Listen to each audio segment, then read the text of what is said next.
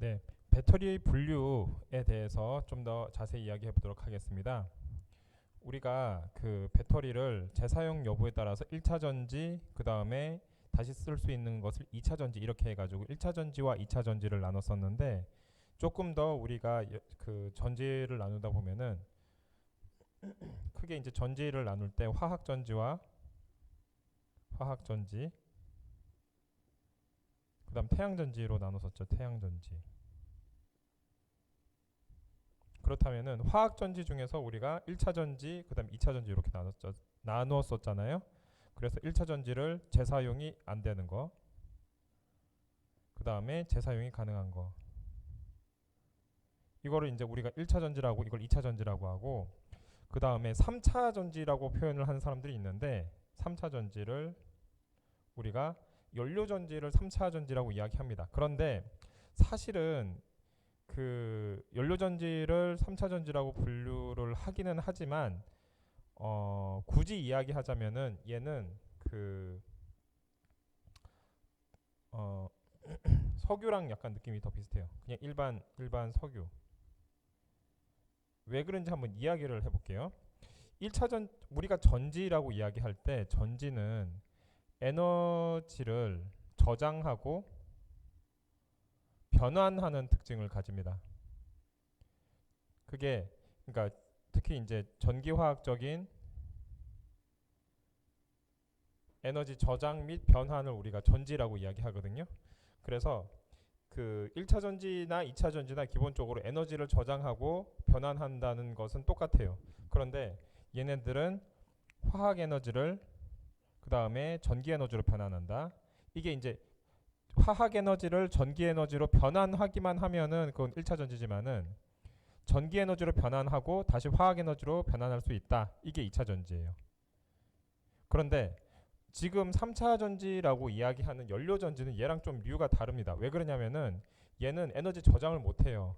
얘는 뭐 에너지 저장을 뭐 하려고 하면은 할 수는 있겠는데 그 여러분이 생각하는 이러한 형태의 저장은 아닙니다.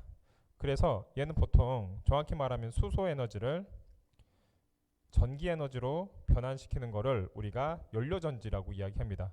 근데 연료 전지가 전기를 다시 이제 수소로 바꾸고 이러진 않아요. 전기를 가해서 수소를 만드는 거는 어렵지 않지만 수소를 에너지로 삼아서 전기를 만드는 것이 3차 전지이기 때문에 얘가 얘랑 같은 동류로 분류하기엔 조금 애매합니다. 분류가. 예를 들어서 연료 전지의 경우에는 수소 에너지의 저장 창고가 따로 있어야 되고 수소 저장 창고.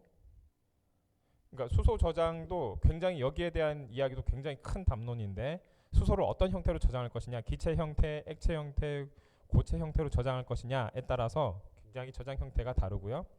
그 다음에 이렇게 저장을 해서 얘를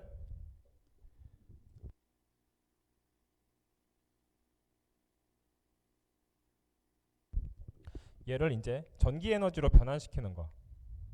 전기 에너지로 변환시키는 게 보통은 그 촉매라는 걸 이용해서 그러니까 전극이죠. 전극을 이용을 해서 전기로 변환시키는데 계속 수소를 어디서든지 계속 공급을 해줘야 돼요. 공급을 해줘야 되기 때문에 수소를 공급해줘서 변환 장치, 연료 전지 일종의 변환 장치거든요. 변환 장치를 통해서 얘네를 이렇게 그 변환시켜 주는 것을 우리가 연료 전지다라고 이야기를 할 수 있겠습니다. 비슷한 점은 뭐냐면 굳이 비슷한 점은 1차 전지와 예를 들어서 비슷하다고 이야기할 수 있습니다. 왜냐면은 여기서 무슨 뭐에 기반한 연료 전지인데 그 기반하는 게 뭐 물에 기반하느냐 아니면 무슨 뭐 메탄올에 기반하느냐 하는 거에 따라서 그 다양한 그 기반하는 에너지들이 있는데 걔네들을 기반으로 해가지고 그 전기를 생산한다는 점에서는 1차 전지랑 조금 비슷하고요. 그 다음에 얘를 지금 얘 같은 경우에는 1차 전지를 기반으로 해서 다시 리버서블한 프로세스가 사실은 잘 아닌데 리버서블하게 프로세스를 만들 수 있다는 점에서는 또 2차 전지와 비슷하지만은 그런 리버서블한 프로세스는 거의 일어나지 않는다라고 이야기를 하면 되겠습니다. 그래서 굳이 따지자면은 연료 전지와 가장 비슷한 형태는 1차 전지. 그리고 또 다른 형태로 계속 여기 연료를 가해줘야 되기 때문에 일반 석유를 기반으로 해서 석유를 물론 요건 좀 프로세스가 다르기 때문에 완전히 비슷하지는 않지만은 그 화학 에너지를 뭐 기계 에너지에서 전기 에너지로 바꾸는 그러한 장치와 비슷하다. 그래서 1차 전지, 2차 전지와 연료 전지는 조금 얘네들이 그 성격이 다르다라고 이해를 하면 되겠고요. 어쨌든 지금 여러분이 집중하고 있는 것은 2차 전지에 해당이 되는데 이 2차 전지의 경우에는 가장 큰 특징이 아까도 얘기했지만은 충방전이 가능하다. 충전과 방전을 통해서 재사용이 가능하다라고 하는 것이 가장 큰 특징이 되겠습니다. 종류로는 굉장히 다양한 1차 전지가 있어요. 뭐 망간 전지, 그다음에 알칼라인, 그다음에 이산화망간, 불화흑연, 뭐 여기 굉장히 다양한 1차 전지가 있고요. 그다음에 2차 전지도 굉장히 다양한데 뭐 니켈 아이런, 그다음에 소듐 설퍼, 납축 전지, 니켈 카드뮴 이런 것들이 그 지금까지 사람들이 사용했던 것이고 지금 그나마 사람들이 계속 사용하고 있는 것은 여기 납축 전지를 거기서 자동차에서 계속 사용을 하고 있고 니카드 같은 경우에는 환경적인 이유 때문에 더 이상 사용을 하지 않고 있고요. 니켈 설퍼, 소듐 설퍼 같은 경우에는 사용은 할 수 있는데 고온이 필요합니다. 한 300도씨 이런 식으로 고온이 필요하기 때문에 지금 상용화가 되기는 좀 아직은 어려운 상황이고 고성능 2차 전지라고 하는데 여기서 고성능이 무슨 뜻이냐라고 한다면은 에너지 밀도의 측면에서 얘네들이 출력이 고성능이다. 다른 애들에 비해서 좀 더 높은 출력을 내놓는다. 또 높은 출력이라고 하면은 기준이 단위 구람당 나올 수 있는 에너지의 양이 다른 애들에 비해서 많다라고 하는 것을 우리가 고성능 2차 전지다라고 이야기하겠습니다. 그런 것 중에 니켈 망간 하이드라이드 2차 전지가 지금도 계속 쓰이고 있고요. 그 다음에 리튬 2차 전지, 이것을 우리가 현재 가장 많이 핫하게 사용하고 있다라고 할 수 있습니다. 리튬 2차 전지의 경우에는 또 이제 여러 가지가 있는데 리튬 금속 전지가 있고요. 그러니까 리튬 금속을 음극으로 이용한 거고 여러분이 지금 사용하고 있는 것은 리튬 이온 전지고 리튬 이온 폴리머도 있고 리튬 폴리머도 있고 해서 굉장히 다양한 종류의 2차 전지가 있는데 여러분들이 여기에서 집중할 것은 리튬 이온 2차 전지다라고 할 수가 있겠습니다. 자, 그러면은 여기서 여러분들이 이제 배터리에 대해서 이야기를 할 텐데 가장 기본적인 뭐 용어 같은 것들을 조금 익혀두면 좋을 것 같아요. 뭐 화학에 대해서 배운 사람도 있고 그리고 배우지 않은 사람도 있겠지만은 배웠다 하더라도 좀 시기가 지나서 좀 까먹었을 수도 있으니까 그래도 여러분들이 이 전지의 동작을 이해하기 위해서 기본적으로 알아야 되는 몇 가지에 대해서 이야기를 해보도록 하겠습니다. 자, 전기화학이다라고 한다면은 기본적으로 산화, 환원에 대한 이야기를 하고 있어요. 산화, 환원. 자, 산화, 환원이라고 할 때 산화는 뭐죠? 전자를 잃는 거. 그 다음 환원은 전자를 얻는 거. 그죠? 그래서 여기에 따른 케미스트리를 우리가 산화 환원 반응이라고 하고요. 물질과 전기 사이의 작용 또는 이런 현상을 우리가 전기화학이라고 하는데 주로 전자 전달이 어떻게 되겠는가에 대한 이야기가 전기화학의 주로 이야기가 되겠습니다. 그리고 우리가 주로 집중하는 전지에 대한 이야기는 화학 에너지랑 전기 에너지가 어떻게 변환이 되는가 이거에 대한 이야기가 되겠다. 자, 그 다음에 전지가 어떻게 동작하는지를 여러분이 조금 이해를 하면 좋은데요. 전지가 동작하는 것은 뭐 이것도 기본적으로는 전극에서의 산화환원 반응이 기본이 됩니다. 전극에서의 산화환원 반응.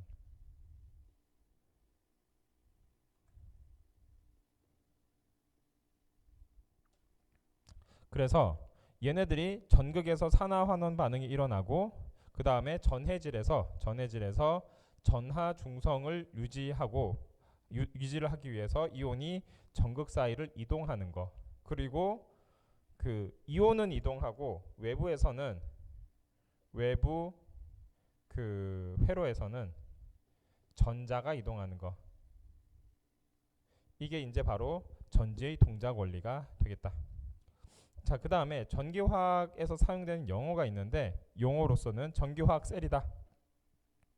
셀이라는 말을 많이 쓰는데 이거는 화학 에너지를 전기 에너지로 변환 또는 전기 에너지를 화학 에너지로 변환하는 이 소자를 변환하는 소자를 보통 우리가 일렉트로케미칼 셀이다라고 이제 표현을 하게 되겠습니다. 일렉트로케미칼.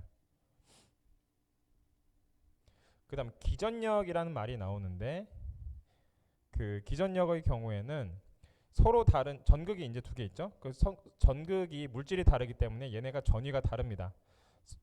그 산화하는 전위가 달라요. 그러면은 얘네들이 전위가 다른 애들 두 개가 연결했을 때 뭐가 발생합니까? 전위차가 발생하죠. 전위차가 발생할 때 전극에서 이제 산화하는 반응이 발생하고 그리고 이것에 의해서 얘네가 뭐가 움직입니까? 전자가 움직이고 그 다음에 균형을 맞춰주기 위해서 이온이 움직이죠.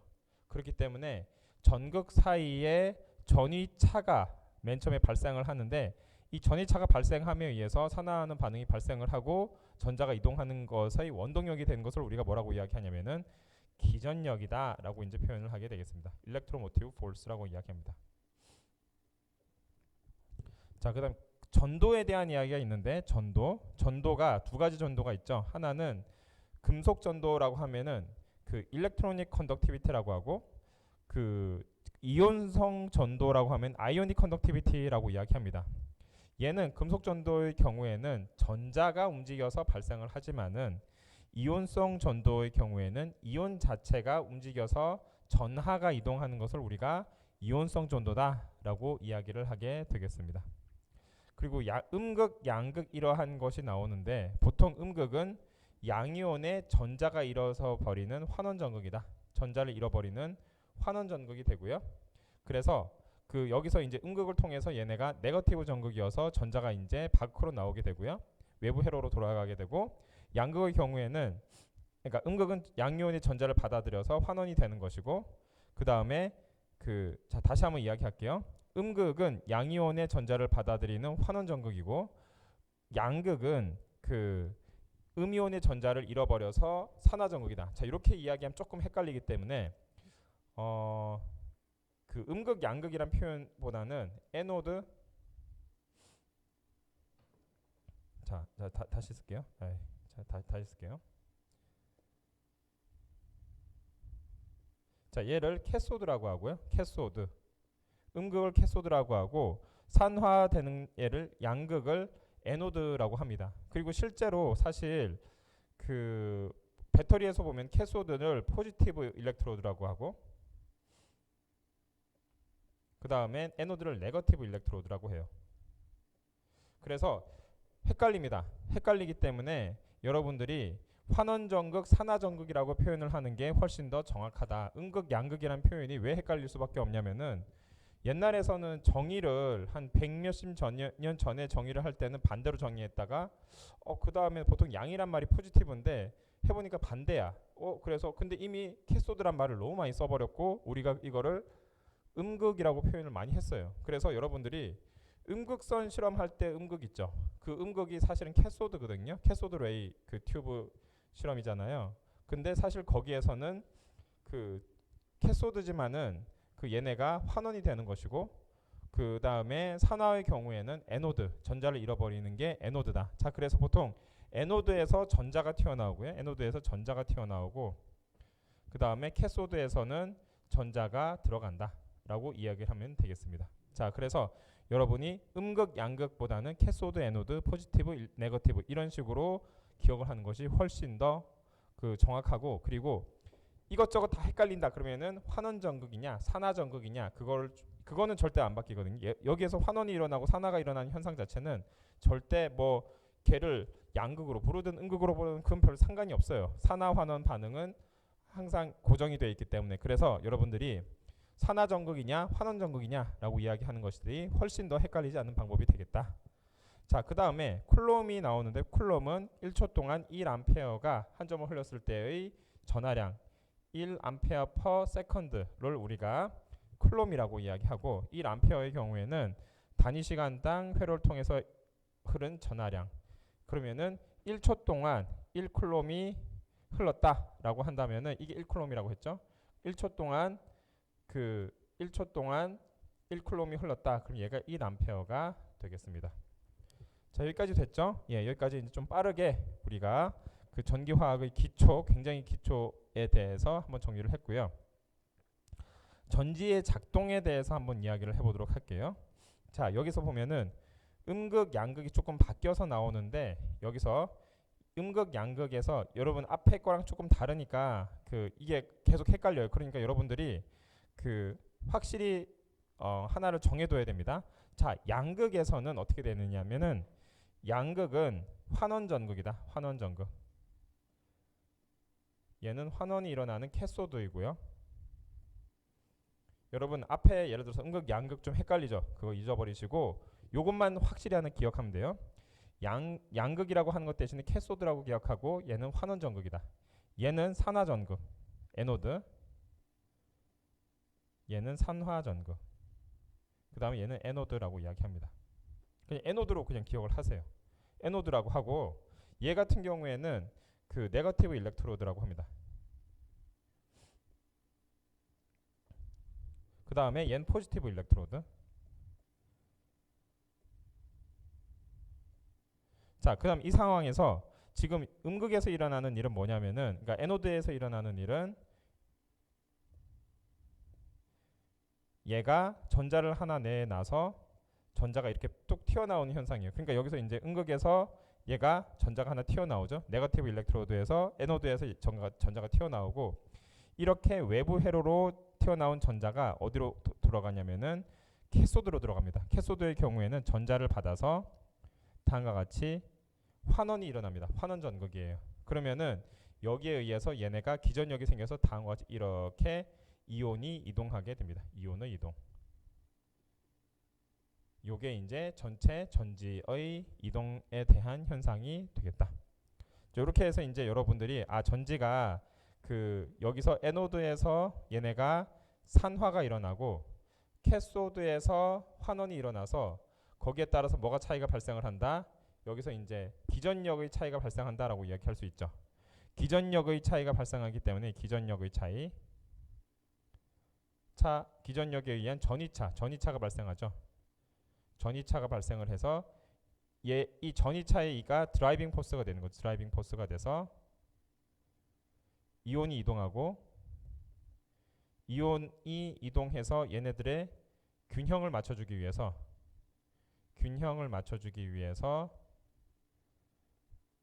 전기가 흐른다. 흐름. 이렇게 우리가 이해를 하면 되겠습니다. 이게 이제 기본적인 어떤 그 전지든지 간에 이런 식으로 이해를 하면은 돼요. 자, 그 다음에 전기화학 반응과 전위에서 요건 조금 뭔가 이렇게 얘는 뭔가 냄새가 화학적인 냄새가 나는데 예, 맞습니다. 우선 여러분들이 요것만 조금 요거랑 요거 두 개만 딱 이해하고 딴 거 더 이해할 필요가 없어요. 자, 우리가 델타 G 이야기할 때 델타 G 뭐죠? 깁스 프리 에너지죠. 깁스 프리 에너지의 경우에는 얘네가 델타 G 제로, 요건 평형 상태 이야기였죠. 상태에서 RTLNK죠. RTLNK. 자, K가 평형 상수죠. 근데 여기서 이제 그 상수의 경우에는 그 얘네들이 액티비티 코에피션트라는 것을 이용을 하여서 다음과 같이 AC분의 AA분의 P AB분의 Q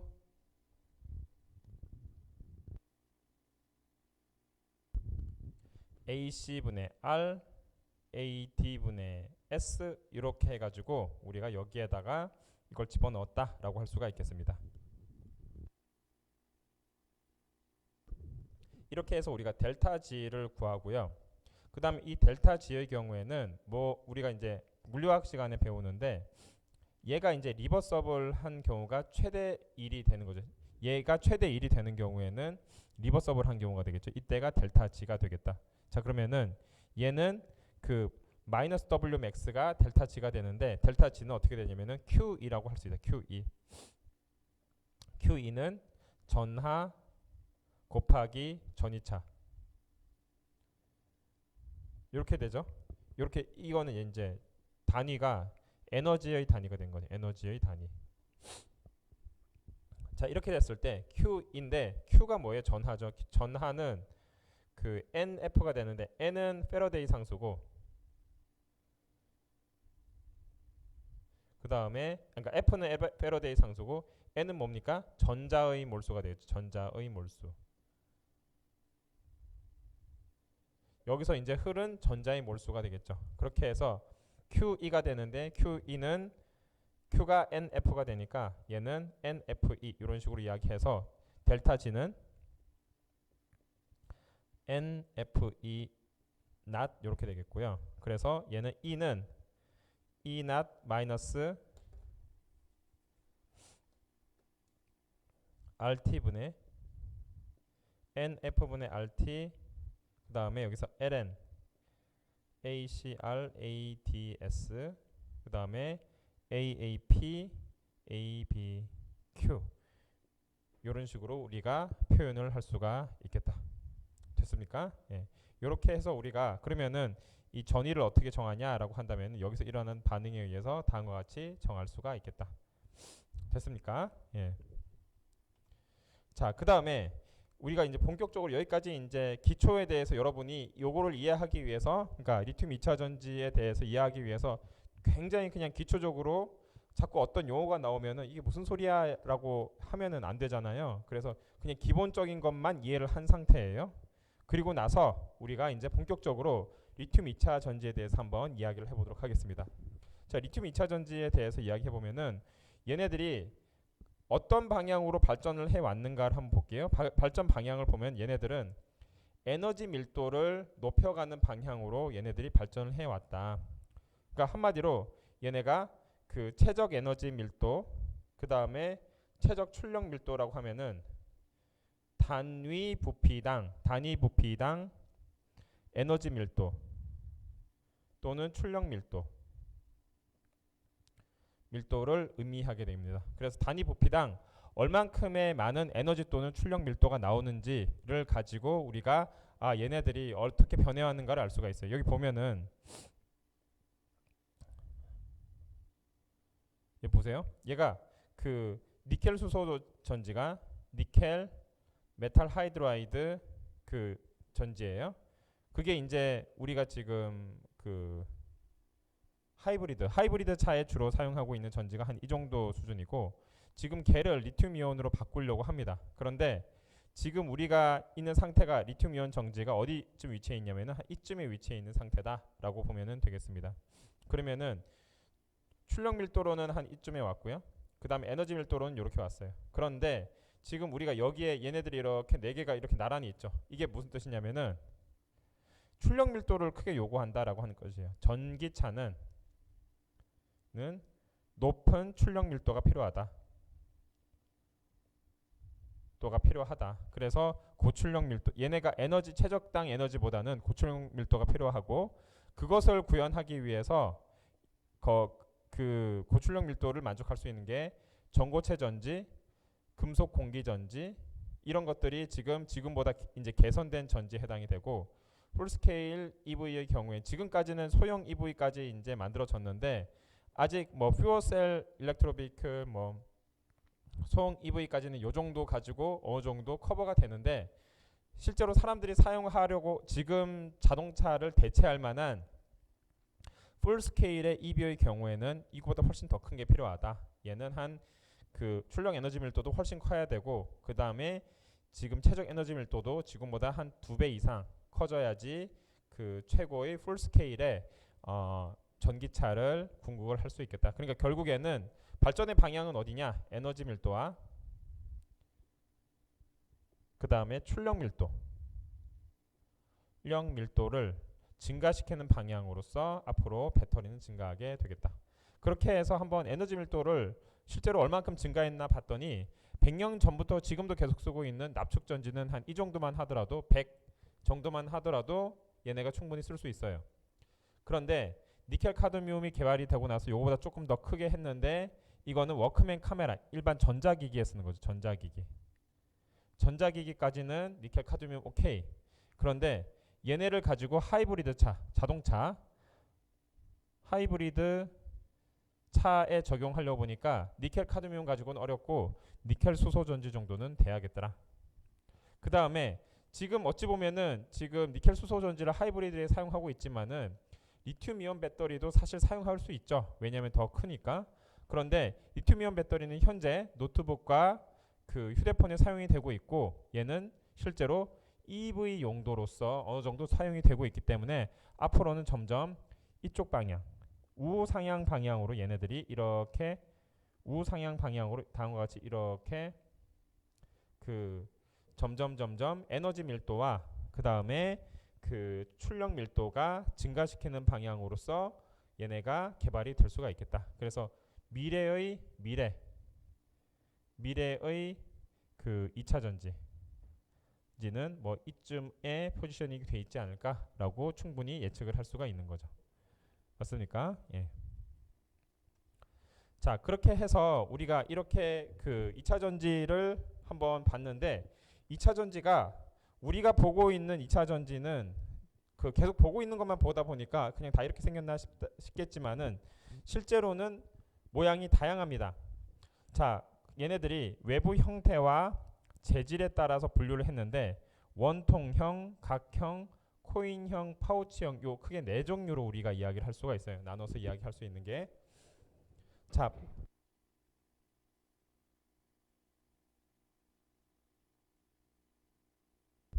먼저 원통형의 경우엔 여러분이 가장 쉽게 볼 수 있는 주위에 이렇게 생겨 있는 건전지 같이 생긴 애들을 이야기하고요. 얘의 경우를 우리가 실린더리컬 타입이라고 합니다. 얘는 내부 구조가 이렇게 되어 있고 그 다음에 이러한 원통형 전지의 경우에는 뭐 크기에 따라서 뭐 18 뭐 그러한 넘버가 있는데 그 나중에 다시 한번 이야기를 해보도록 하겠습니다. 얘 같은 경우에는 지금 가장 범용적으로 이용되기도 하지만은 실제로 얘네가 테슬라에 이렇게 적용이 되고 있어요. 테슬라가 이렇게 이용하게 된 계기는 너무너무나 단순한데 맨 처음에 사람들이 전기차를 만들려고 하다 보니까 배터리 문제가 있는 거예요. 자, 배터리를 여러분이 봤겠지만은 이렇게 바닥에다가 이렇게 배터리 이렇게 깔아야 됩니다. 바닥에 까는 건데 바닥에 깔 때 사람들이 어떤 문제가 있냐면 바퀴가 이렇게 달려 있잖아요. 그러면 이만큼 큰 사이즈의 배터리를 개발해야 되는 거 아니냐라고 생각을 했어요. 그랬더니 배터리를 큰 거를 개발하려고 하다 보니까 좀 이런저런 연구적인 이슈가 필요해서 그래서 그때 이제 앨런 머스크가 이야기하는 게 아니 차라리 그러지 말고 원래 이런 거 써서 한 100개면 구현이 될 거를 얘 사이즈를 한 10분의 1 사이즈 써서 1000개를 넣는 게 어떻겠냐라고 이제 제안을 한 거예요. 뭐 그 사람이 제안했는지까지는 잘 모르겠지만 어쨌든 그런 식으로 생각을 역발상을 한 거죠. 차라리 너네 지금 그거 뭐 휴대폰용 배터리 많이 쓰고 있지 않냐. 새로운 배터리 개발하는 것보다 그냥 기존에 있는 배터리 잘 여기다 써서 한번 잘 여기다 이제 채워 넣어서 한번 써보자라고 이야기했어요. 그렇게 해가지고 적용을 한 게 뭐냐면은 기존에 많이 사용을 하고 있던 원통형 전지를 바닥에다가 넣어서 썼더니 워킹을 잘 하는 거예요. 물론 가장 중요한 기술이 얘네들이 예를 들어서 3.8V 1.5A다라고 하면 똑같이 이렇게 3.8V 1.5A 이렇게 컨트롤이 돼야 되는데 사실 조금씩 다 다를 수 있습니다. 그래서 걔네를 전기적 시스템으로 전자 시스템을 통해서 얘네들을 제어하는 게 중요하긴 한데 뭐 제어야 하면 되니까 그렇게 해서 지금 우리가 그 테슬라 자동차에 상용화해서 사용을 할 수가 있겠다. 가장 뭐 무식하지만은 빨리 그리고 뭐 크게 다른 거 개발 없이 적용을 할 수 있는 거. 자, 프리즈매틱 타입의 경우에는 실린더리컬 타입과 달리 이렇게 네모나게 생겼습니다. 여러분들이 스마트폰이나 전화기에 가장 쉽게 볼 수 있는 형태죠. 얘네들의 가장 큰 장점은 뭐냐? 사실 이렇게 만들기는 쉽지는 않지만은 얘네들이 이렇게 네모나게 되어 있기 때문에 패킹 덴시티가 굉장히 높아요. 패킹 덴시티가. 그래서 얘네들을 만약 똑같은 애를 지금 똑같이 그 이러한 테슬라에 집어넣었다라고 한다면은 얘네들이 훨씬 높은 똑같은 공간이라 하더라도 높은 그 채움비를 그 구현을 할 수 있기 때문에 결국에는 그만큼 더 그 용량을 구현할 수가 있겠죠. 그래서 프리즈매틱 타입의 그 건전지가 그 지금 뭐 여러 개 많이 사용하고 있지만은 이런 그 배터리가 기존에 있는 스마트폰이나 이런 것뿐만 아니라 그 전기차에도 사용이 될 수가 있겠다. 그다음 코인 타입은 가장 기본적인 코인 셀 타입이라고 해서 여기서 우리가 실험용으로 가장 많이 사용을 하는 것이 코인 타입의 셀이 되고요. 그다음에 최근에 많이 사용이 되고 있는 게 파우치 타입에 있는 그 셀이 되겠는데, 파우치 타입의 경우에는 소위 말해서 얘네들이 약간 좀, 얘네들은 굉장히 딱딱합니다. 리지드예요. 뭐 이렇게 만지면은 얘네들이 뭐 이 안에 뭐가 들어있는지도 모르겠지만은 말랑말랑한 게 아니라 굉장히 보들보들합니다. 그 그러니까 딱딱합니다. 굉장히 딱딱해요. 만지면 뭐 이렇게 변형할 수가 없어요. 그런 거에 비해서 파우치 타입은 뭐냐면은 쉽게 말해서 그 여러분이 뭔가 이렇게 말랑말랑한 그 알루미늄 백 같은 거 혹시 본 적 있는지 모르겠는데, 알루미늄 백 같은 거에다가 여기에 있는 그런 그 구성 요소들을 다 집어넣어서 끝에만 여기 이렇게 살짝 빼가지고 구현을 하는 것이 파우치 타입의 그 전지다라고 할 수가 있겠습니다.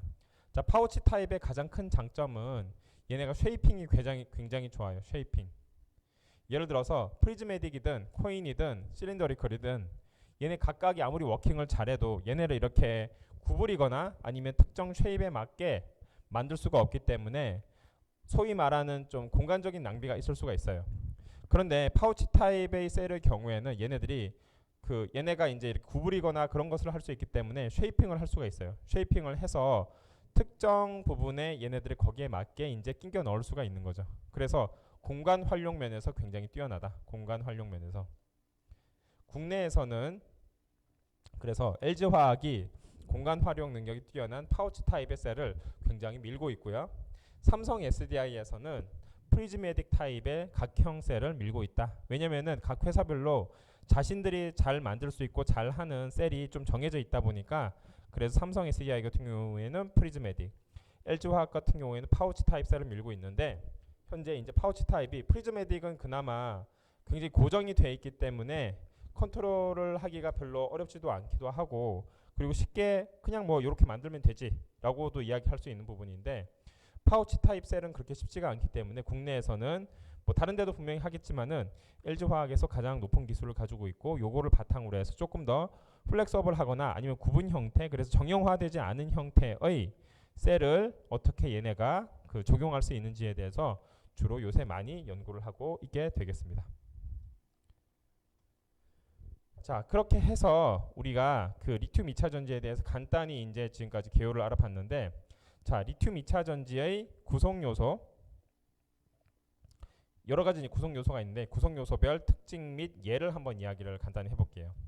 자, 리튬 2차 전지의 경우에는 전극과 전해질과 기타 요 세 가지로 이루어져 있는데, 얘네들이 전극의 경우에는 양전극, 음전극에 해당하는 양극과 음극 활물질, 그 다음에 이 활물질을 얘네들이 활물질 자체가 좀 뭐랄까 그게 높지가 않기 때문에, 전도도가 높지 않기 때문에 얘네들 전도를 높이기 위한 도전제, 그 다음에 바인더는 뭐냐면은 얘네들이 흐트러질 수 있기 때문에 흐트러질 수 있는 바인더, 그 다음에 집전체의 경우에는 지금 외부에 얘네들이 전자를 내보내거나 외부에서 오는 전자를 받아야겠죠.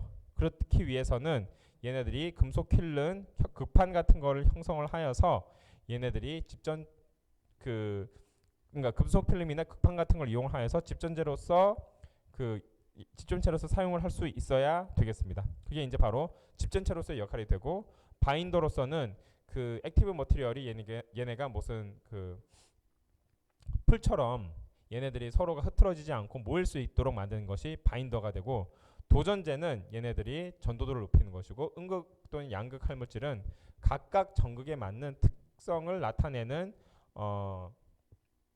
물질을 기반으로 해서 제작된 것이 양극 음물질 또는 음극 활물질이 되겠습니다. 자, 전해질의 경우에는 분리막, 리튬염, 그 다음에 전해질 용매, 첨가지 요 네 가지가 되는데, 전해질은 기본적으로 분리막이 필요하죠. 분리막의 경우에는 음극과 양극을 분리하고 쇼트를 방지한다. 자, 쇼트라고 하는 것은 음극과 양극이 딱 이렇게 이어져서 얘네가 그 통전이 일어나고 그리고 끊어지는 현상을 우리가 쇼트라고 이야기합니다. 그다음 리튬염의 경우에는 이온 전도를 하기 위해서 이 용액 내에 들어있는 애들을 우리가 리튬염이라고 이야기를 하고요. 전해질 용매의 경우에는 얘네들이 주로 비수계성 용매, 또는 리튬형 용매를 이용을 하여서 전해질 용매를 만들게 되겠다. 첨가제의 경우에는 얘네들이 뭐 이런저런 다양한 첨가제를 넣는데 얘네들에 의해서 유기물, 그 다음에 SiA 레이어 형성 또는 얘네들을 그 과충전 또는 조절할 수 있는지 이거에 대해서 주로 여러분들이 역할을 한다라고 이해를 하면 되겠습니다. 자, 그러니까 전해질 용매는 이러한 유기용매를 사용을 하고 거기에 들어간 첨가제는 그 유기물과 SI 레이어를 형성을 하거나 또는 과충전을 방지하는 그러한 첨가제를 사용을 하게 되겠고요. 자, 기타로서는 탭, 금속 전극의 단자를 뜻하고 외장재는 셀 보호 및 밀폐를 위한 것이고 그 안전소자의 경우에는 얘네들의 전기의 과충전, 과방전을 방지하고 그 다음에 뭔가 이렇게 중간에 끊어줄 수 있는 안전장치를 만들어 놓는 것이 필요한데 그것을 우리가 안전소자다라고 이야기를 할 수가 있겠습니다. 자, 그래서 요거 하나하나 각각에 대해서 한번 그 지금은 좀 뭐라 그래야 되죠? 약간 좀 주마간산식으로 지금 구성 요소가 뭐 전극 있고 전해질 있고 기타 있고 그다음에 전극으로서 뭐뭐 있고 전해질로서 뭐뭐 있고 그다음에 걔네들의 펑션이 뭐고 하는 거에 대해서 간단히 알아봤는데 그 거기에 대한 대표적인 예가 오른쪽에 나타나 있습니다. 그러면은 우리가 앞으로 이런 소재를 중심으로 해서 얘네들이 어떤 소재가 어떤 특징을 나타내는 전기학적인 특징을 나타내는지에 대해서 한번 알아보도록 하겠습니다. 예, 우선 여기까지 하고 잠깐 마치도록 하겠습니다.